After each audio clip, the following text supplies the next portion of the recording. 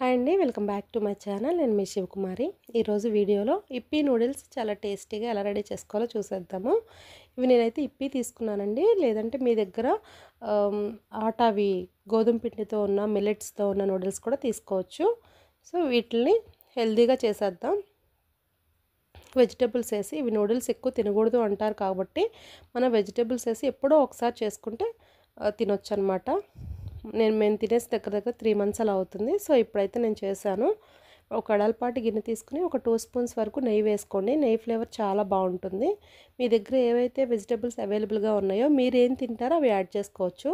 So వాటిలో ఇవి add చేయండి, ఇంకా టేస్టీగా ఉంటాయి. స్వీట్ కార్న్, బఠానీ, క్యారెట్లు ఈ 3 వేస్తే చాలా బాగుంటుందండి. మీ దగ్గర ఏమున్నా ఉండకపోయినా ఇవి 3 ఉన్నా సరిపోతుంది.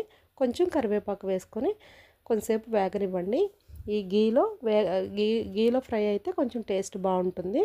కొంచెం ఇవి సాఫ్ట్గా అవడానికి చిటికెడు సాల్ట్ కూడా యాడ్ చేసుకోండి. మూత పెట్టేసుకోండి, కాసేపు మగ్గిపోతాయి అన్నమాట. నేనైతే ఇది ఇప్పి తీసుకున్నానండి. మీరు విడిగా మిల్లెట్ నూడిల్స్ కానీ గోధుమ పిండి నూడిల్స్ కానీ అన్నీ ఉంటాయండి, విడిగా మనకు దొరుకుతున్నాయి. అవైతే మీరు ఎప్పుడు కావాలంటే అప్పుడు తినొచ్చు, హెల్దీనే కాబట్టి. ఇలాంటి ఇప్పి నూడిల్స్ ఇలాంటివి తీసుకున్నప్పుడు మాత్రం ఎప్పుడైనా ఒకసారి మాత్రమే తినండి. కొంచెం సాల్ట్ వేసుకోండి. ఈ వెజిటేబుల్ మొత్తం మగ్గిపోతాయి అన్నమాట, ఈ వెజ్జెస్ సాల్ట్ వేయడం వల్ల.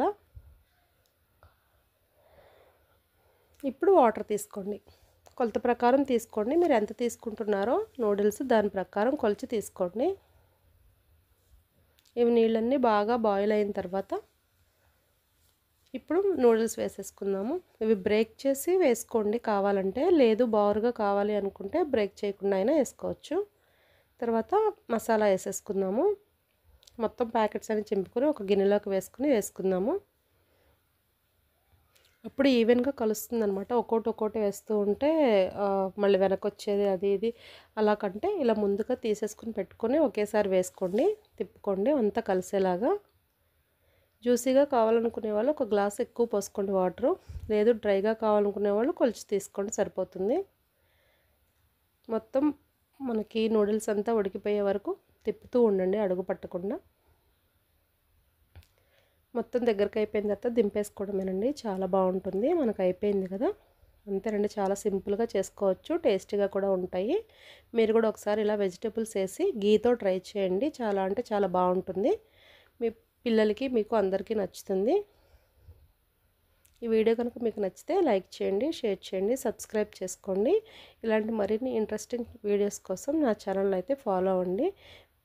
మీరు చేసే ఒక లైక్ వల్ల ఈ వీడియో మరింత మందికి వెళ్ళడానికి అవకాశం ఉంటుంది. Thank you for watching.